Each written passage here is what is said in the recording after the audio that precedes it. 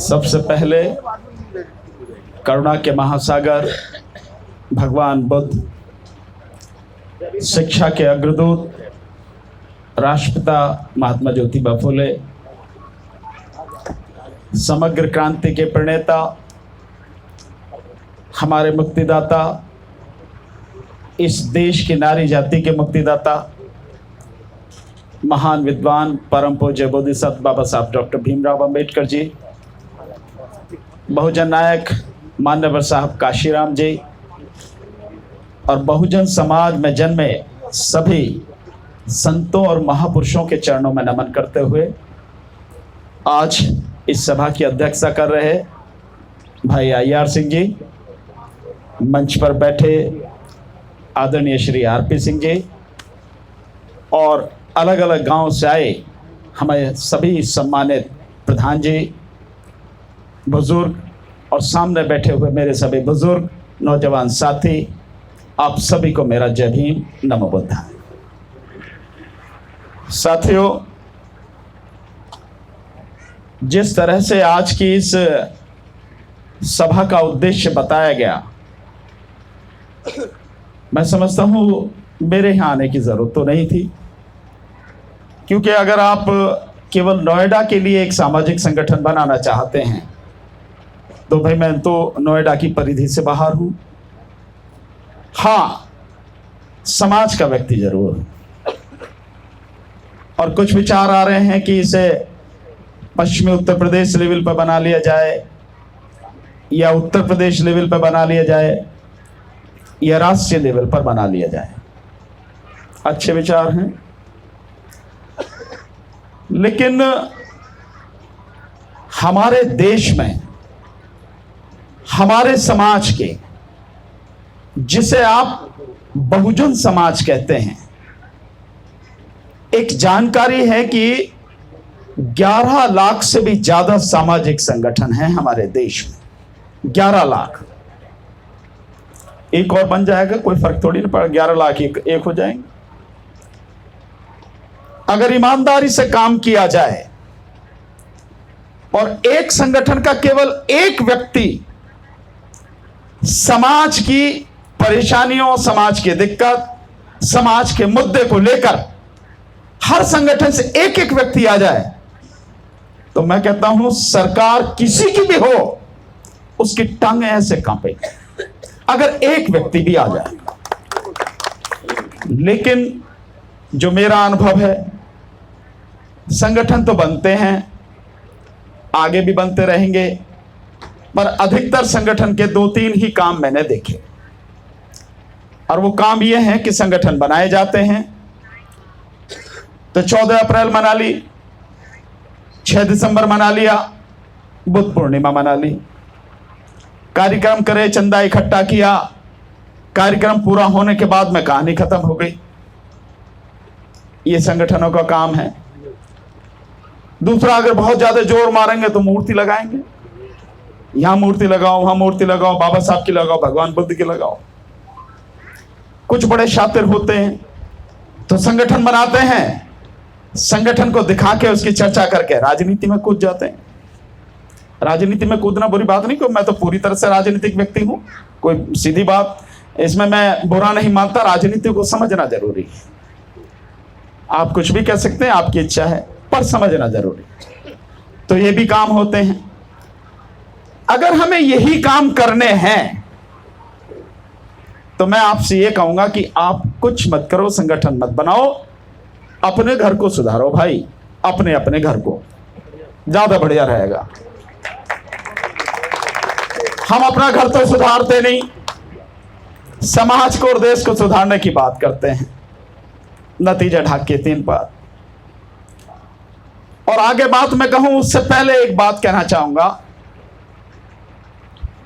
पूज्य बाबा साहब ने यह बात कही है कि लोगों को पसंद आए और लोगों की तालियां या उनकी प्रशंसा सुनने का कोई आदी हो, वो बात ऐसी कहे तो कह सकता है,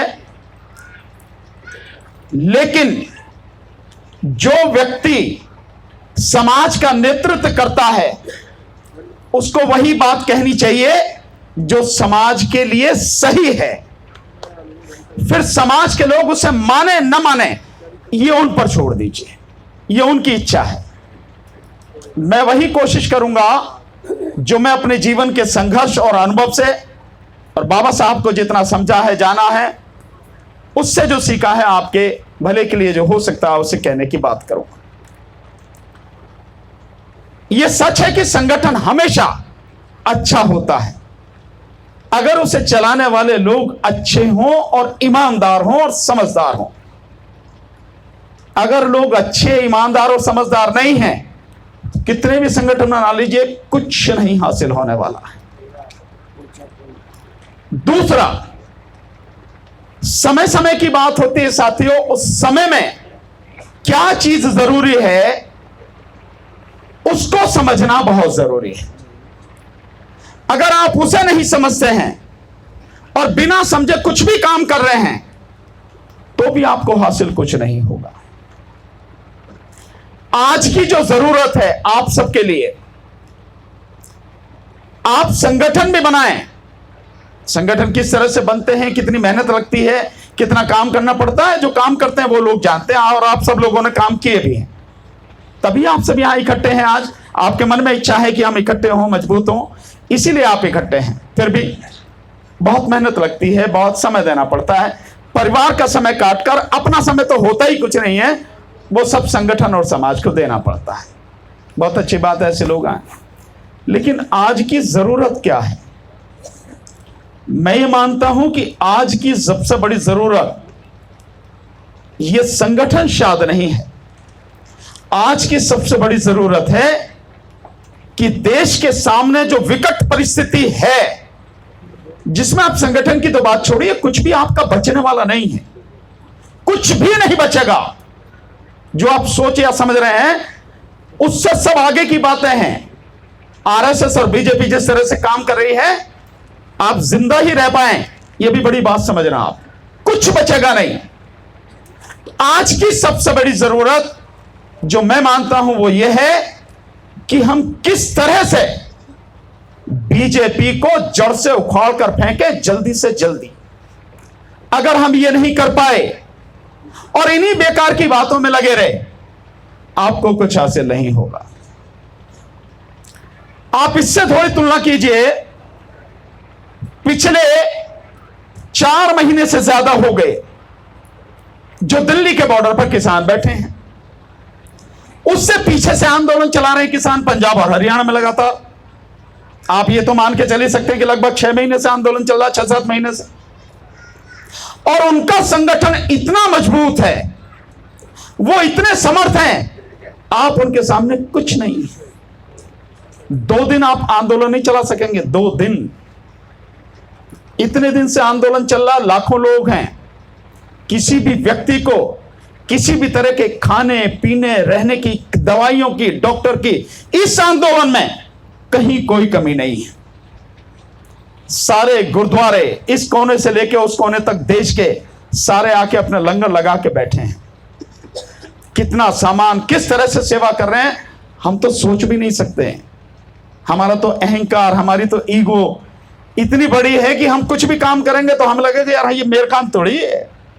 लेकिन वहां इतने इतने अमीर लोग, इतने पढ़े लिखे लोग, एसी कमरों में रहने वाले लोग, बच्चे बच्चियां आके सेवा करते हैं। जो लोग कुछ नहीं कर सकते, सिंगू बॉर्डर पे जाकर देखिए, वो बुजुर्ग लोगों के जूतों पर पहले पॉलिश कर रहे हैं, जो चल फिर भी नहीं सकते, बैठे बैठे हैं, कोई दिक्कत नहीं है। 70-70, 80-80 साल के बुजुर्ग ऐसे सेवा कर रहे हैं। इस तरह से लंगर की व्यवस्था है। जब इतना मजबूत संगठन चल रहा है, इतने मजबूत इरादे वाले हर तरह से समर्थ लोग बैठे हैं, तब भी सरकार किस तरह से जिद पर अड़ी है, बात मानने को तैयार नहीं है, तो आप अपने हिसाब से आकलन कर लीजिए कि आपकी बात को कौन मानेगा। आपके तो नेता भी मर चुके हैं, आपका कोई नेता आपका साथ तो देता नहीं। साथ देने की बात छोड़ो, आपका तो कोई नेता आपकी आवाज भी नहीं उठाता है। आप तो एक तरह से अगर ये कहा जाए तो राजनीतिक रूप से या सामाजिक रूप से अनाथ हैं आप, इससे ज्यादा तो कुछ है नहीं। मेरी बात बुरी लगे तो अलग बात है, कोई आपकी बात नहीं सुनता। कैसे करेंगे आप? उसका एक तरीका होता है साथियों, हमारे पास, मैं इससे पहले एक बात बताऊं कि जितनी उनके पास क्षमता है, हमारे पास तो ऐसा कोई बौद्ध विहार भी नहीं है, ऐसी कोई संस्था भी नहीं है जो 2 दिन भी अगर जो है 10,000 लोग इकट्ठे हो जाएं उनके लिए रोटी की व्यवस्था कर सके। है क्या साथियों? हकीकत यही है ना? नहीं है। तो पहले हमें अपनी जमीन तलाशनी चाहिए, और जमीन तलाशने के बाद, उसका पूरा आकलन करने के बाद फिर अपना कदम बढ़ाना चाहिए। कभी फेल नहीं होंगे आप।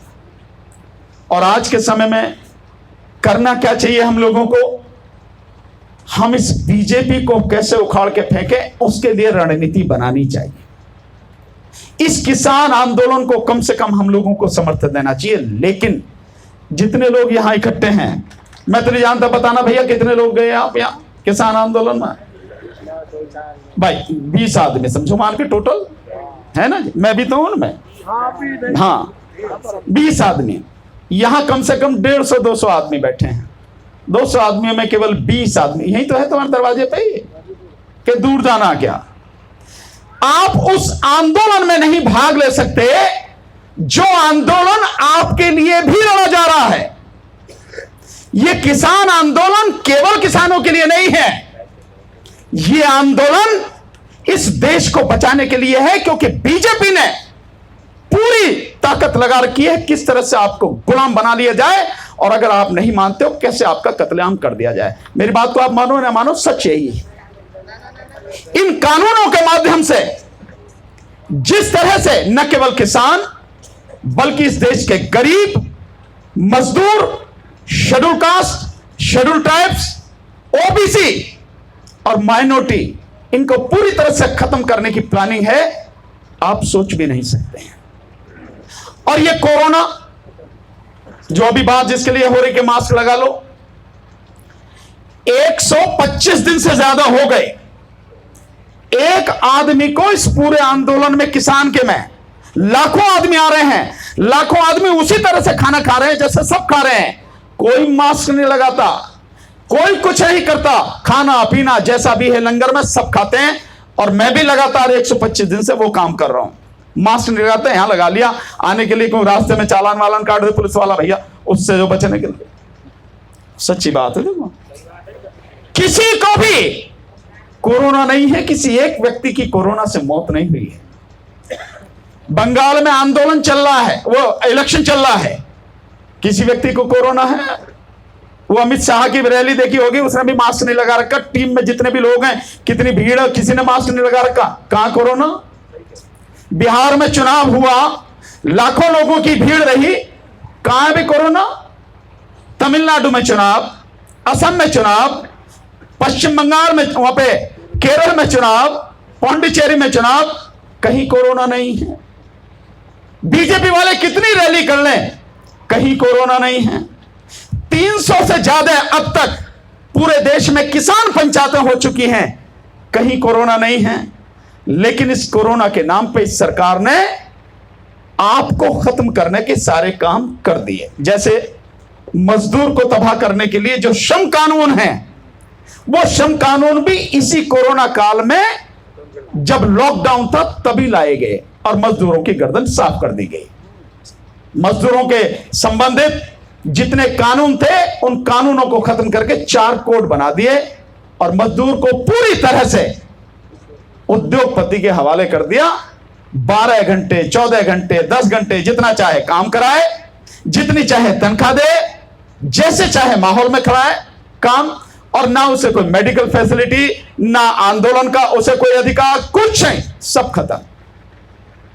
ये कोरोना इसी काल में ये तीनों कृषि कानून लाए गए। पहले अध्यादेश लाया गया, बाद में ये कानून लाए गए और गुंडागर्दी के दम पर राज्यसभा में पास करा लिए गए। आप सबको मालूम है, इसी के दम पर इन्होंने सारा सबको जो प्लानिंग की है, देश को बेचने का पूरा खाका तैयार कर लिया और लगातार देश को बेचा जा रहा है। एक पल सोचो आप, अगर सब कुछ बिक जाएगा तो किसको नौकरी मिलेगी? क्योंकि प्राइवेट हाथों में जो भी चीज चली जाएगी उसमें काम करने वालों की संख्या मात्र 20% रह जाएगी। जो सार्वजनिक क्षेत्र के उपक्रम हैं वो सारे के सारे जिस दिन बिक जाएंगे, उनमें काम करने वाले जो लाखों लोग हैं सब बेरोजगार हो जाएंगे। मात्र 20% लोगों को ही नौकरी मिलेगी और आपको नहीं मिलेगी किसी हालत में, क्योंकि सबसे पहले निशाने पर आप, सबसे पहले निशाने पर आप, आपके बाद में मुसलमान और बाकी सारे चीज। कुछ बैकवर्ड समाज के जो लोग हैं उनको उन्होंने अपने हाथ में ले रखा। लेकिन एक बड़ी खुशी की बात, बैकवर्ड समाज में यादव समाज के जो लोग हैं वो समझ गए हैं बात को, और वो समझकर लगातार अब आंदोलन में भाग ले रहे हैं। और जो कल तक बाबा साहब से नफरत करते थे, आज बाबा साहब का नाम लेकर उनके जय जयकारे भी कर रहे हैं और उनका संविधान लोगों को बता भी रहे हैं। ये एक अच्छी बात है। ठीक इसी तरह से सारे चीजें एक एक करके, क्योंकि निजीकरण जो हो रहा है इसका एक बहुत बड़ा कारण यह है कि आपका रिजर्वेशन कैसे खत्म कर दिया जाए, इसकी सारी व्यवस्था है।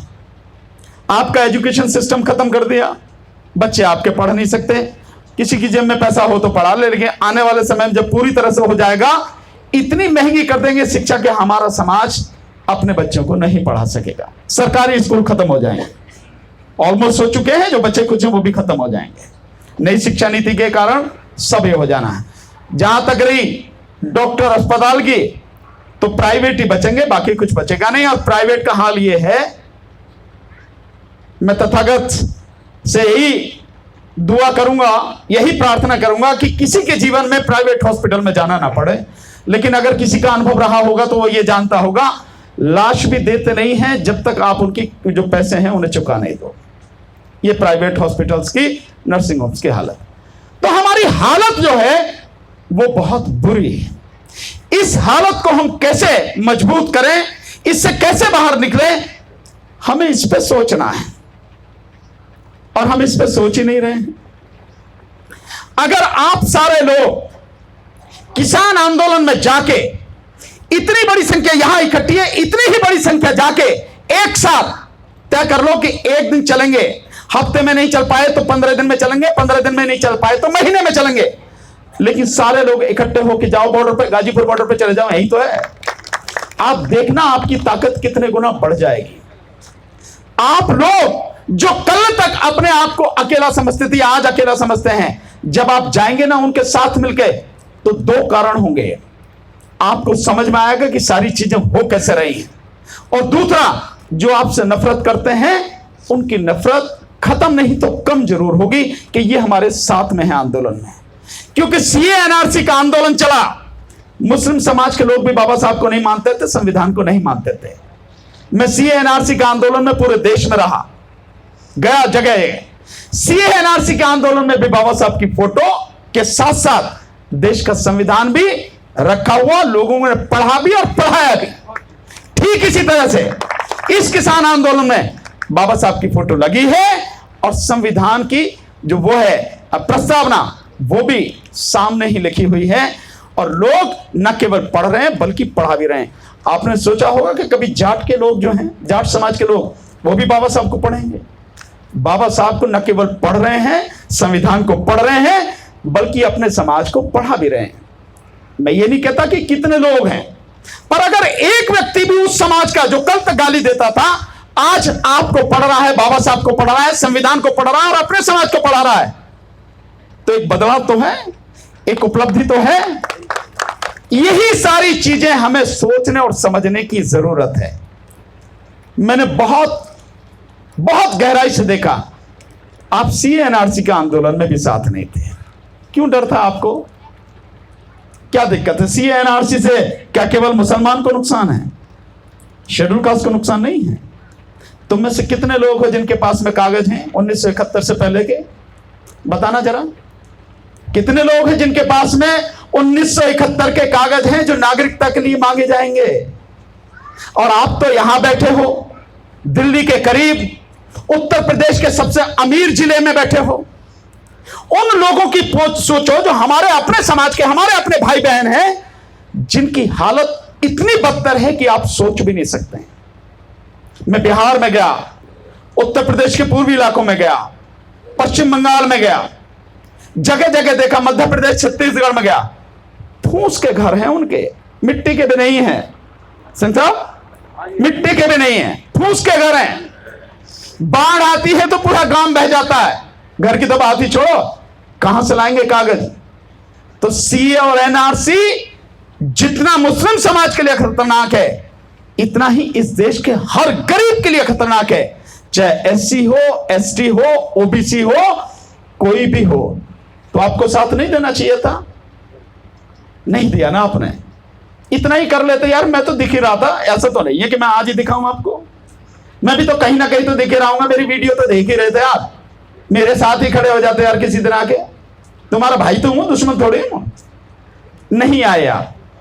ये किसान आंदोलन चल रहा है, इन कुछ साथियों के अलावा बाकी नहीं आए। आओ ना साथ मिलके। मुझे कुछ लोग कहते हैं साहब इन्होंने हमारा साथ नहीं दिया, हम क्यों उनका साथ दें।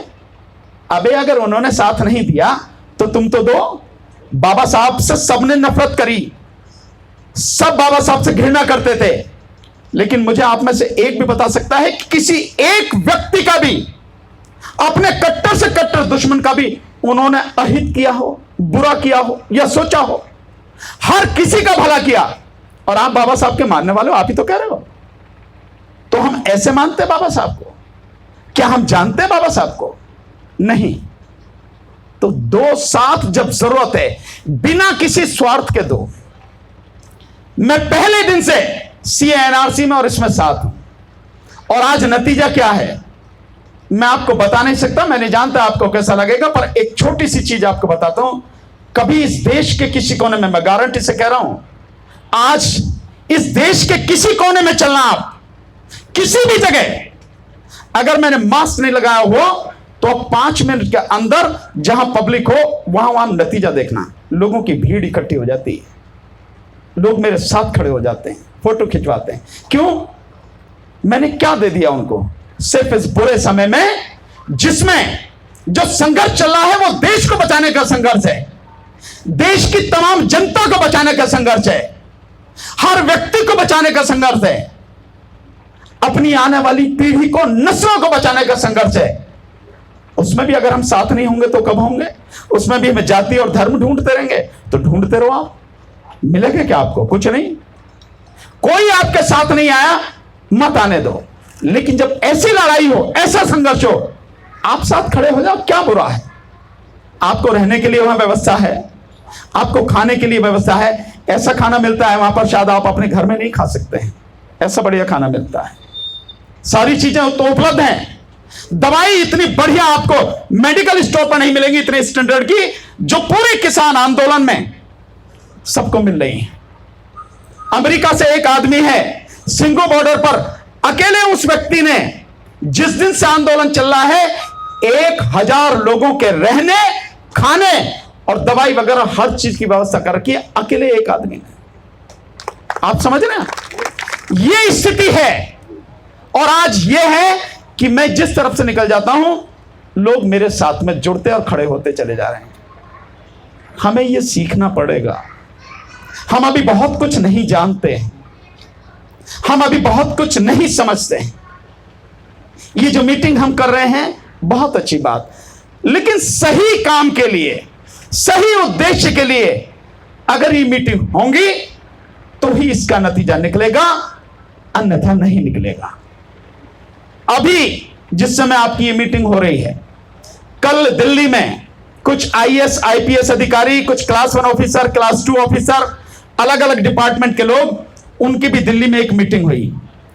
मुझे भी बुलाया, एक सज्जन है, उन्होंने कहा, डॉक्टर यादव हैं, उन्होंने कहा कि आपको आना। आऊंगा भाई, आप कह रहे हैं यादव साहब। पहुंचा मैं, करीब 80 लोग होंगे। मीटिंग ऐसी चलती रही। जो मीटिंग का समय था, वो मीटिंग का समय पूरा परिचय भी नहीं हो पाया लोगों का, और जो विषय था उस विषय की मीटिंग के समय तक पता भी नहीं लगी कि कोई विषय क्या है।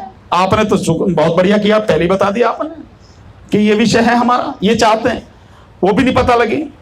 और उसके बाद जब कहा गया भाई विषय तो बताओ, किस लिए बुलाए गए हैं, तो पता क्या कह रहे हैं सज्जन? बताते हुए कह रहे हैं, ये जाति व्यवस्था का बड़ा भयानक रूप है, ये कैसे खत्म हो, इस पे आप लोग विचार करो। आप समझ रहे मेरी बात?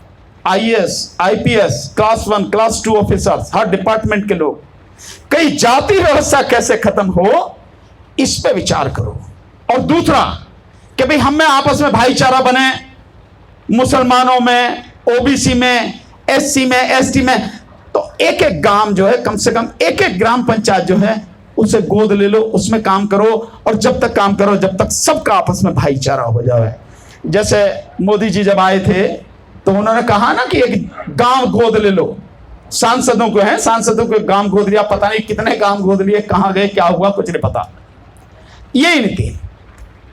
तो आप इससे अंदाजा लगाएं, जब आईएएस और आईपीएस ऑफिसर्स के लेवल के जो लोग हैं उन्हें यह पता नहीं है कि वर्तमान समय की परिस्थिति जो है उसमें हमें क्या सोचना है, किस बात पर काम करना है, कैसे करना है, तो आम आदमी जो बेचारा अनपढ़ है, जिसको ज्ञान नहीं है, जिसको जानकारी नहीं है, उससे आप क्या उम्मीद करेंगे? क्या वो सोचेगा? ये स्थिति है। और मैंने वहां एक ही बात उन लोगों से कही जो आपसे भी शुरू में कही, साथियों, हम बहुत विषम परिस्थिति से गुजर रहे हैं। इतनी खतरनाक परिस्थिति है आप सोच नहीं सकते हैं।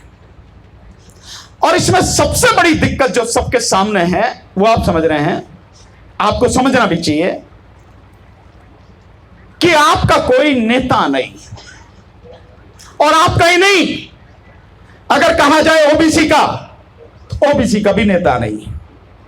एक ही नेता नजर आता था ओबीसी का, वो जेल में लालू जी, बाकी कोई ओबीसी का नेता नजर नहीं आता। सारे नेता, मुसलमानों का कोई नेता नहीं, सारे पॉलिटिशियंस पता नहीं किस डर में घरों में या यूं कहूं कि बिलों में छुपे बैठे हैं, ये समझ के बाहर। किस बात का डर है? इसको थोड़ा सा और इस तरह से समझो, ये मोदी सरकार जितने भी कानून ला रही है देश को तबाह करने के, आप और हम समझ सकते हैं कि लोकसभा में तो पास हो जाते हैं क्योंकि उनके पास बहुमत है, पर ये राज्यसभा में कैसे पास हो जाते हैं जहां उनका बहुमत ही नहीं है? इस चीज को नहीं कभी आप सोचते, कैसे पास हो जाते हैं?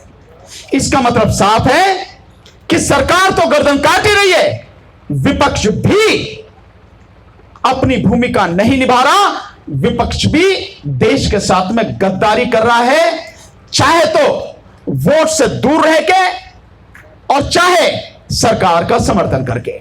तो कोई विपक्ष भी नहीं बचा, तो क्या करना पड़ेगा? अब तो आप ही हो जो भी कुछ हो विपक्ष, तो जनता ही विपक्ष है और जनता को ही यह सारा काम अब करना पड़ेगा। और साथियों, एक चीज और आगे, एक कदम आगे बढ़ के मैं कहना चाहूंगा, मैं जिस दिन सिंघू बॉर्डर पर पहली बार किसान आंदोलन में शामिल हुआ, मैंने उस समय उनसे एक बात कही थी, ये जो आप आंदोलन कर रहे हैं कृषि कानूनों के विरोध में, मेरा पक्का विश्वास है सरकार इन कानूनों को वापस लेगी। सरकार की इतनी औकात नहीं है, सरकार के गुर्दे में इतना दम नहीं है। और मैं क्यों कह रहा हूं इसको भी समझो आप। किसानों के जो प्रतिनिधि हैं, ये नेता हैं, उनके साथ में आपको ध्यान है अमित शाह की मीटिंग हुई थी। कुछ मीटिंगों के बाद अमित शाह ने उस मीटिंग में किसान नेताओं से कहा कि ये जो कानून है, इस कानून की सभी धाराओं को बेकार कर देते हैं, इसको डिब्बे में बंद कर देते हैं, खत्ते में डाल देते हैं, कोई चिंता नहीं, कोई लागू नहीं होगा किसी भी तरह से, लेकिन इसको वापस लेने की बात मत करो। क्यों?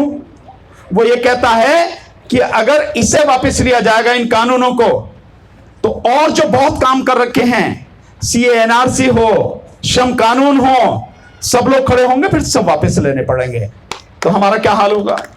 इसीलिए मैं आपको कह रहा हूं, मैंने ये बात कही कि कृषि कानून तो सरकार वापस लेगी, जरूर लेगी।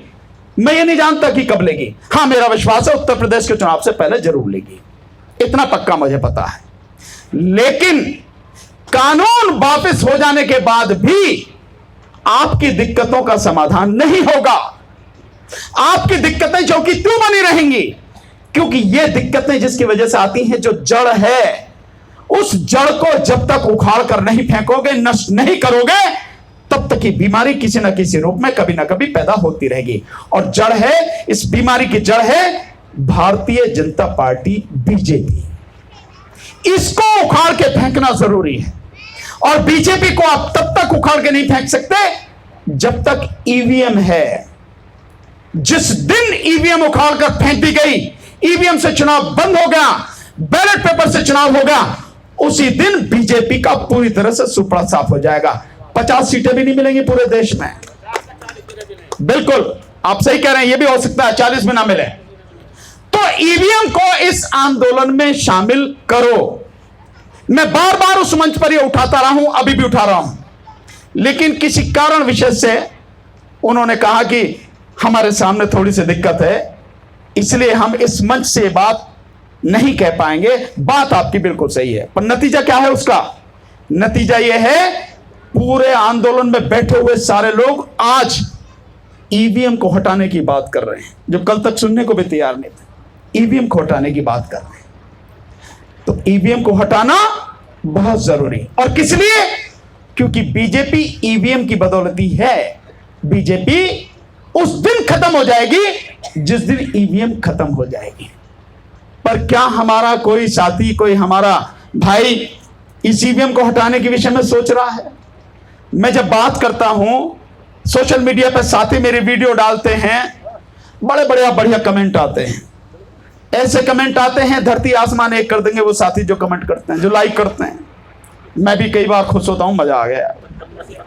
लेकिन जब उनसे कहता हूं भैया ईवीएम का आंदोलन है, जंतर मंतर पर आ जाना, पता नहीं कहां खो जाते हैं वो लाखों लोग। मैं कह रहा हूं जितने लोग लाइक करते हैं उनमें से अगर 1% लोग भी आ जाएं तो मामला बढ़िया हो जाएगा। उसी दिन जो है आवाज उठनी शुरू हो जाएगी।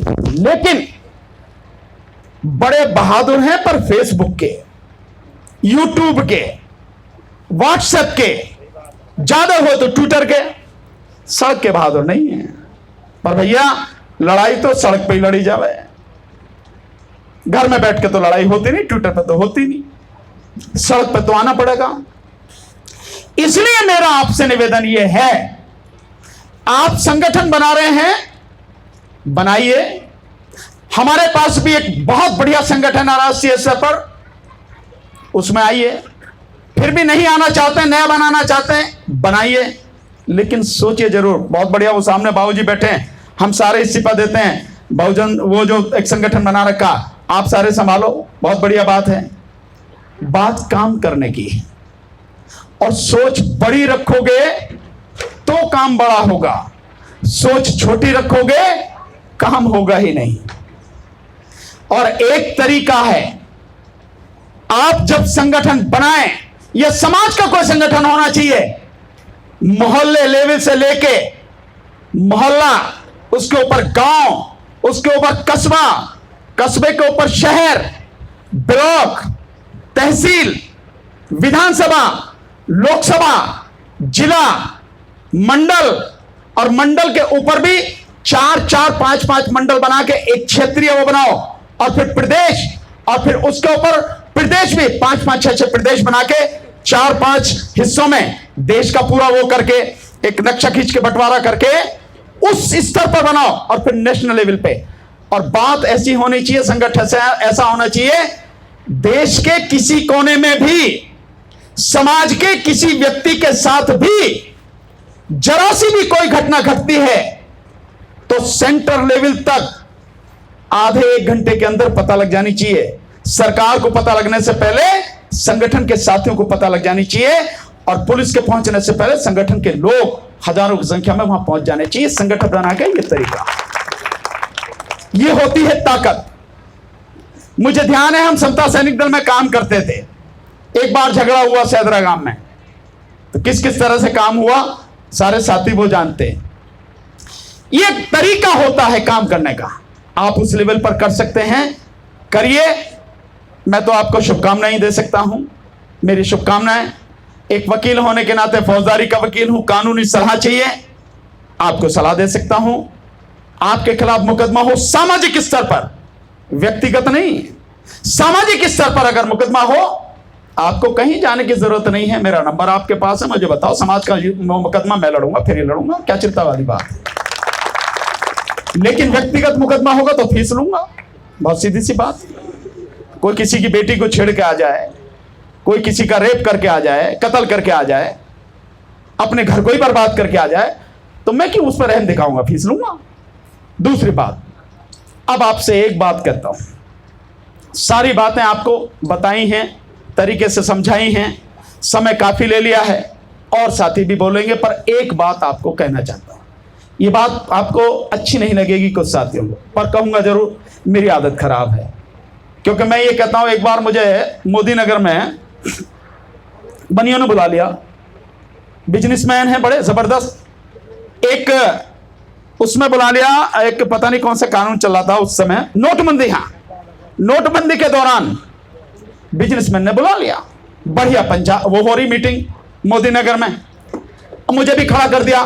तो मैंने उनसे यही बात कही, एक गाना है बहुत बढ़िया अनुपमा फिल्म का, धर्मेंद्र जी उस गाने को गाते हैं, उस गाने की लाइन मैंने उनको कही, या दिल की सुनो दुनिया वालों, या मुझको अभी चुप रहने दो। या दिल की सुनो दुनिया वालों, या मुझको अभी चुप रहने दो, मैं गम को खुशी कैसे कह दूं, जो कहते हैं उन्हें कहने दो। तो मैं तो जो सच है वही आपसे कह रहा, और बहुत सीधी बात कर रहा हूं, कोई लाग लपेट नहीं है। आप बहुत बुरी स्थिति में हैं, मेरे साथ खड़े हो जाइए, बहुत सीधी सीधी बात कर रहा हूं। मुझे आप जानते हैं, नहीं जानते हैं तो जान लीजिए और समझ लीजिए, मेरे साथ खड़े हो जाइए। दावे के साथ कह रहा हूं, किसी की मजाल नहीं जो आपकी तरफ को आंख उठा के भी देख जाए। कोई भी आना तो आपको पड़ेगा ही, आज नहीं तो कल, कल नहीं तो परसों। जितनी जल्दी आ जाओगे उतना अच्छा है, नहीं आओगे आपकी मर्जी है, मैं तब भी आपके साथ रहा हूं और तब भी आपके साथ में रहूंगा। लेकिन आप साथ रहोगे, जितनी जल्दी आ जाओगे ताकत बढ़ेगी, आगे का रास्ता आसान होता चला जाएगा, हम मजबूती से आगे बढ़ेंगे। आखिर में एक बात, हमने पूरी तरह से ठान रखा है, बीजेपी को 2022 के अंत तक खत्म करके छोड़ेंगे, उखाड़ के फेंकेंगे, चाहे कुछ भी हो जाए, हमें इसकी चिंता नहीं है। और हमें मालूम है हम जिस तरह से काम कर रहे हैं कैसे काम होगा और कैसे सब कुछ उखड़ेगा। आप देखना, सब तमाशा ऐसे ही होगा, उखाड़ के फेंकेंगे। लेकिन राजनीति में अगर राजनीतिक पार्टी को उखाड़ के फेंकना है तो राजनीति में आना पड़ेगा आपको, बिना उसके कोई चारा नहीं है। हमने 2013 में पार्टी बनाई थी, इस 2022 के चुनाव में उत्तर प्रदेश में चुनाव होगा, उत्तराखंड में चुनाव होगा, पंजाब में चुनाव होगा, मणिपुर में चुनाव होगा और उसके बाद उसके साथ साथ गोवा में चुनाव होगा। हम 4 राज्यों में पूरी ताकत के साथ चुनाव लड़ेंगे, उत्तर प्रदेश में, पंजाब में, उत्तराखंड में और मणिपुर में। मैं आपसे यही निवेदन करूंगा, सोच के, कोई जल्दबाजी नहीं है, कोई जोर नहीं है, साथ देना, मेरा साथ देना, जितना भी हो सके इस पे विचार करके हमारे साथ खड़े हो। आप खड़े हो जाओगे, बहुत मजबूत हो जाएंगे। मैं ये चाहता हूं, आओगे तो हो ही आप। अगर पहले कोई आया और फिर आप आओगे, वो अच्छा नहीं लगेगा। इसलिए आप मेरे अपने हो, मेरे अपने बुजुर्ग हो, मेरे अपने भाई हो, छोटे या बड़े, साथ दो हमारा। मैं जानता हूं कि कैसे इनको सत्ता से हटाया जाएगा।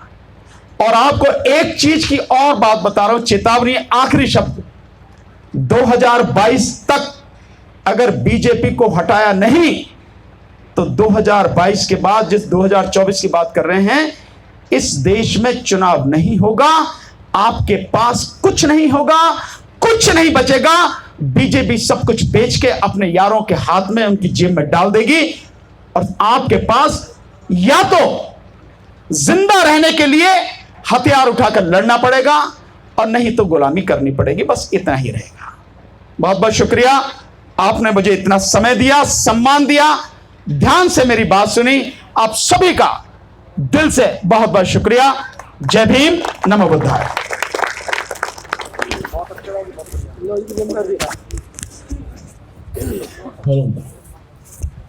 अभी अभी आप सुन रहे थे भानु प्रताप जी को। भानु प्रताप जी एडवोकेट जी आपको अपने पूरे समाज की तरफ से आश्वासन और विश्वास दिलाता हूं कि आप आइए, आप संघर्ष करिए, हमारा समाज तन मन धन से आपके साथ।